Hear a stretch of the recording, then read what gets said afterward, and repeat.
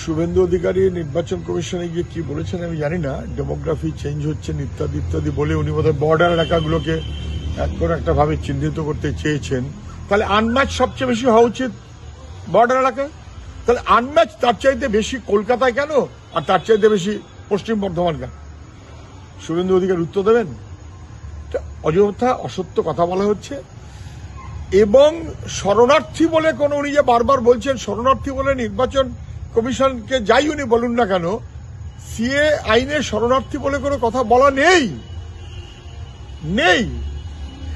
আসামের 19 লক্ষ লোকের নাম এনআরসি লিস্টে বাদ গেছে, 70% তো হিন্দু, বাঙালি, গরিব মানুষ।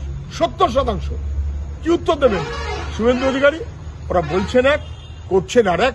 বরং মতুয়া সমাজের মানুষ, বাস্তুহারা মানুষ, খালে পাড়ে থাকা গরিব মানুষ, বছরের পর বছর ধরে আছেন উদ্বাস্তু মানুষ। এখানে পড়াশুনো, এখানে কাজকর্ম, এখানে ব্যবসাপত্র সবই এখানে। 24-এ ভোট দিয়ে বিজেপিকে জিতিয়েছে, 21-এ ভোট দিয়ে তৃণমূলকে জিতিয়েছে। তারা যদি পচানি হয়ে যায়, তাই বিজেপি আর তৃণমূলের নেতারা কি করে শুদ্ধ থাকে? ফলে আসলে মুসলমান মানুষের নাম বাদ দেব বলে বিহারে মুসলমান মানুষের নাম বাদ যায়নি, বাদ যা গেছে তারা হিন্দু মানুষ।